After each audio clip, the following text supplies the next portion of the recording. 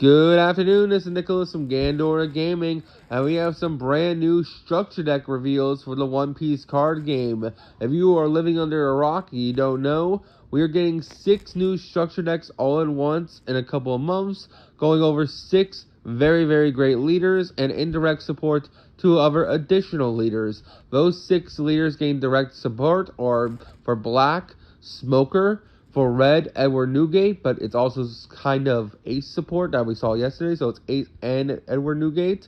For red, we're also getting blue Dolphy, which is also technically blue support for any deck using the 7 Warlords of the Sea package, so Boa Hancock, or I even seen some blue Sanji Zoro players playing the new 7 Warlords package, so it's support for blue basically. But if you want to play 7 Lords, play that. We know we're getting purple Luffy support. We're also getting yellow Katakuri support, and we're also getting green Uta support. Now, yesterday we had some big reveals for blue Dolphy, and we also had big reveals for red Edward Whitebeard, and we also got new support for Smoker. All 3 of those cards were absolutely insane, and I can't wait to keep going with the other cards. So first things first, we have a brand new ulti card, that being 9-cost Shanks. Now this card, I've read it, and I feel like it's just going to be played in every green deck going forward. This card is absolutely bananas. So if you don't know, this card just says, hey, on play, KO to any opponent's character that's rested. It's a simple effect. It's a 9-cost, 11,000 attack. It's basically the green version of the black CP9 Stussy card that we're getting in OPO7. This card literally says, hey, on play, just kill anybody. And it's also just like the red 10 cost that kills any monster with 10,000 or less power. So it looks like Shanks' new gimmick is that he's going to be in every color, and every color he's going to be in, he's just going to be one-shotting people like he did in the manga, which I will not spoil.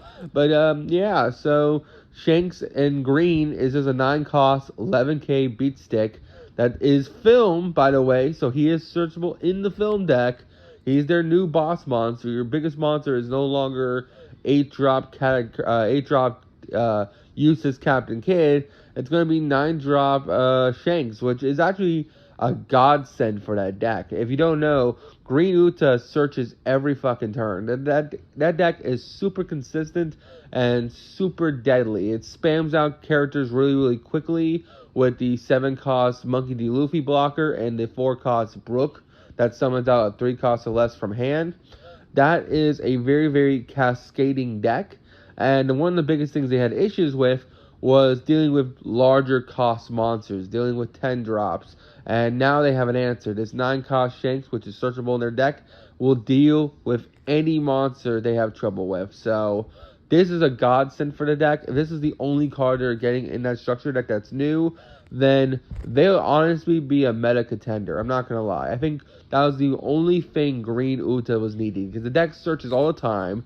The deck spams the field very consistently and has a full blockers, and all it needed was a removal for bigger cost characters. This is it. This is the ultimate boss monster for that deck. I'm really scared now. I'm not going to lie. I might actually have to play Green Uta when this comes out, because I am a huge fan of decks that search, and this deck just says I search until the fucking cows come home, and now I have a in-archetype kill anything, which is kind of scary. It's kind of scary. Not to mention they already have event cards that restand units. Like, they can just restand this 9-cost and just fucking keep swinging with it, which is absolutely terrifying. The next green Uta card we got was Gordon. We got a green Gordon card that's actually pretty insane. It's a 2-cost, 0-attack blocker. When opponent attacks, you may trash any number of music-type cards to your hand.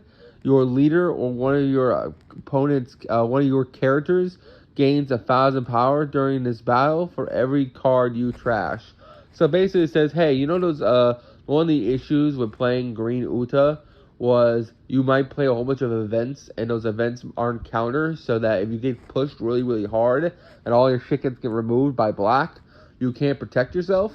Well, this card says, no problem, man. All your event cards are musical cards. They're now just plus 1,000 counter for your leader or your characters. So Now she doesn't even have counter issue. This is basically the equivalent of Odin's effect. If you don't know Odin or Red Green Odin, his whole gimmick is that, hey, all Wano cards, regardless of having counter or not, at least have 1,000 counter. So if you have 2K counter or you have 1,000 counter, which is pretty insane. That made that deck really, really able to survive a lot of attacks. And now this little level 2 blocker basically says, hey, if you don't remove me, then I am just going to make every Musica card that is a brick in hand right now trashable counter to survive attacks. Now, I don't think this card is good against black because black can just say, oh, it's a 0 cost 2K blocker. Same thing goes with red because they kill cards by power. So red, purple laws can eat this card alive. But for decks like Yellow Katakuri that don't really have the best way to deal with low-cost characters like blockers, yeah, this card's going to be really, really good against Katakuri in general. Or just yellow cards in general. Because you're like, well, we have to force our way through this blocker. But this blocker just said, now all cards in my hand are counter. And we have like a 20 cards in hand. So good luck. But it is a really good card. Now let's talk about the brand new Dolphy card. We got another lovely, lovely Sir Crocodile. I am so happy with the new support that we're getting. 4 to 7 Warlords of the Sea. OPO 7 cannot come out sooner for us. I think it comes out in June. But yeah, we have 2 new, brand new 7 Warlords cards. I already read over the one yesterday, the new Boa Hancock. She's amazing. She's a 4-cost 6K blocker that literally stacks your deck, which is just incredible. It also gives Arrested Dawn to your leader when you play it, which is just chef's kiss on absolutely insane. But now we have a Crocodile that is absolutely incredible for the deck. So this is a 4-cost 5,000, 1,000 counter. On play, reveal 1 card from the top of your deck. If it's a 7 Lords of the Sea type, draw 2 cards, then place 1 on from your hand to the top of your deck. This card draws you a card, stacks your deck, and does everything you need. It's a 4-cost 5,000. You can play it off leader ability.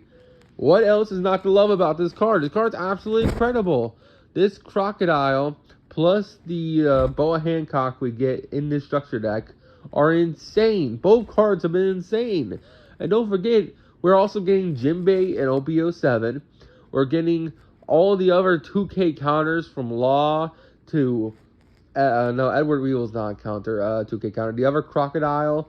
We are getting so many good support cards that just fix Blue Dolphy and make it a competitive and terrifying deck. And this isn't just Blue Dolphy support. Any blue deck can play the 7 Warlords package. Like, again, I've seen blue-green Sanji players and those green-blue Sanji Zoro players play the 7 Warlords package. And they're actually pretty scary decks.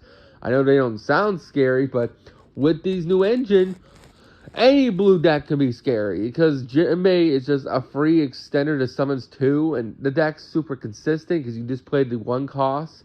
There's so many good cards in the 7 Warlords package now that any blue deck can mix with it. He's not going to mention Boa Hancock is going to get a lot of great support. Every new 7 Warlords card is Boa Hancock support. So, there you go. If you don't want to play Blue Dolphy, you got Boa. So, yeah, these cards are absolutely insane. Let's keep going. And technically, they're also Crocodile support. Like, Crocodile's a 7 Warlords leader. You can also play it in that. This is 7 Warlords Crocodile is more like, I just play big units, not really the small dudes, but you can easily do it as well. Anyway, we also have Atmos. This is a new red 4-cost character for Edward Newgate. It's a pretty interesting effect. It basically says, hey, I'm a 4-cost 5,000.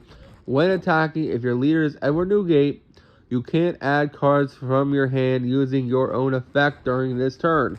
So, I like this card. I think it's a solid card. But at the same time, I don't like it. And the reason why is because it's a when attacking effect. And it does not have rush. So, the issue I see with Atmos is that if your opponent has any way to remove him from the field before he gets a chance to swing, it just does nothing. It's just a 4-cost vanilla, basically. Now, don't get me wrong. It does prevent you from losing a life. But if you think about it, does it though? Because it's so easily to be removed. because red, purple law exists and black decks exist. Not to mention even yellow decks exist. They can just easily play like the Gastino dude and just pop this guy. I don't know. I think this card's cool. I really think it's just too slow though. I honestly do think that. Just because it's just on when attacking. Because, okay, let's say you go second, right? This is be your 4 Dawn turn. You play Atmos. You have to wait till your 6 Dawn turn to swing of him so you don't lose life. So you already lost 2 life with your leader ability because on your 2 Dawn turn you lost a life. And on your 4 Dawn turn you lost a life. So you're down to 4 life on your 6 Dawn turn. Well, that means your opponent has 5 Dawn to deal with this guy. And it is so easy for a red or a purple or a black deck just to be like, cool, kill this thing before it can even swing. Now you just wasted a turn playing basically a vanilla. And yeah, we went from there. I don't know. Atmos seems cool, but I don't know. I think he's just too low statted, and I think it's too slow of an effect. Now, we do have another card. This is King Drew. Now, King Drew is actually a good card, I think. King Drew actually has a decent effect. Now, he's a 4-cost blocker. Oh, no, my bad. He's a 4,003-cost blocker. On opponent's turn, if your character KOs this card by your opponent's card effect, your leader gains 2,000 power for this turn. This is what the other guy needed. This effect, if this character is KO'd by your opponent's card effect, gain 2,000 power this turn. Because then it has protection. I think King Drew as a blocker is way better than Atmos. And the reason why is because, yes, Atmos does heal you. He makes sure that you live. But he doesn't heal you until he swings. And he has no protection for him. With the blocker guy, yes, he's easier to kill than Atmos. But he basically says, hey, if you kill me other than battle, well, I'm just going to give Edward Newgate plus 2k this turn. He's already a 6-cost leader. This will make him an 8-cost leader this turn. He's basically giving Whitebeard effect on a blocker. This is amazing. King Drew is a must-have or just a really decent blocker for a deck that's going to swing big every turn. I think this is the card that this deck needed, and it's just really, really good. And it's, it's just a decent red blocker. It doesn't lock you into the Edward Newgate Pirates. You can play this in Ace. You can play this in Luffy. You can play this in anything, because it just says if this card is KO'd by card effect, just give 2,000 power. Now, again, red, purple law decks that does bottom deck this shit, you got me there. I can't do nothing. But against black decks, find a way to remove this thing. That is in battle. Like, seriously, good luck with that. Yeah, that's all we have so far. I hope you all enjoy, and I'll see you on the next one. Bye-bye.